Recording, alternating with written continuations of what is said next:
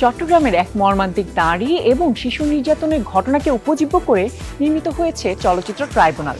সত্য ঘটনার অবলম্বনে এটি নির্মাণ করেছেন রায়হান খান।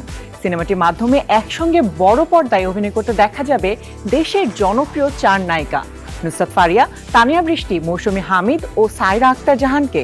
আগামী রোজার ঈদে মুক্তি পাবার কথা রয়েছে চলচ্চিত্রটি। যাদের হাতে তারা সবচেয়ে নিরাপদ, স্বামী, প্রেমিক, বাবা, ভাই, সেই হাতেই নিভে যায় আলো।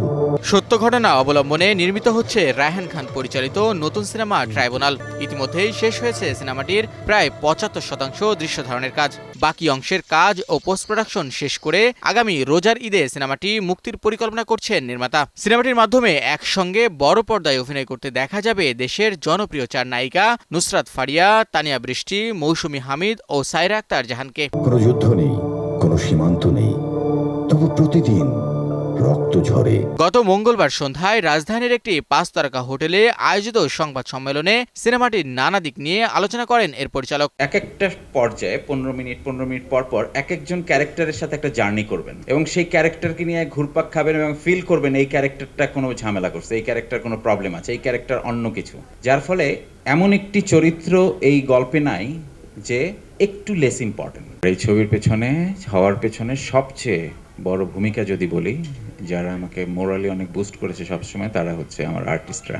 গল্পটা শোনার সাথে সাথে হ্যাঁ বলেছি, কারণ ফিল্মে এর থেকে ভালো গল্পে আমি আসলে নিজেকে দেখতে চাই না। মানে এটা হচ্ছে বেস্ট আমার মনে হয়েছে এতটা গ্যাপের পর। আর সেকেন্ড আর মোস্ট ইম্পর্টেন্ট আমার ডিসিশন নেওয়ার ক্ষেত্রে হয়েছে, সেটা হচ্ছে ডিরেক্টর রায়হান খান। আমার চরিত্র এখানে ওই যে একটা মার্ডার যখন হয় 26 জন সাক্ষী এবং একজন আই উইটনেস, সেই আই উইটনেস হচ্ছে আমি। এক কথায় শেষ, এর বাইরে বেশি কিছু আর বলা যাবে না।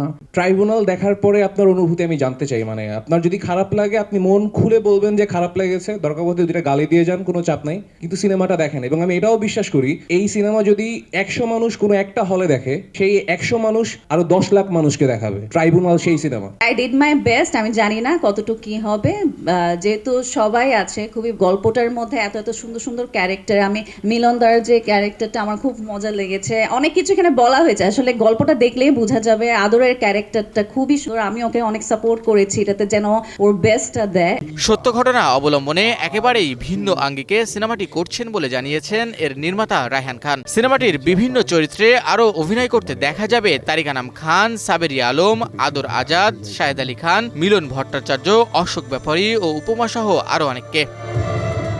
শাহিন শুভ, নিউজ 24।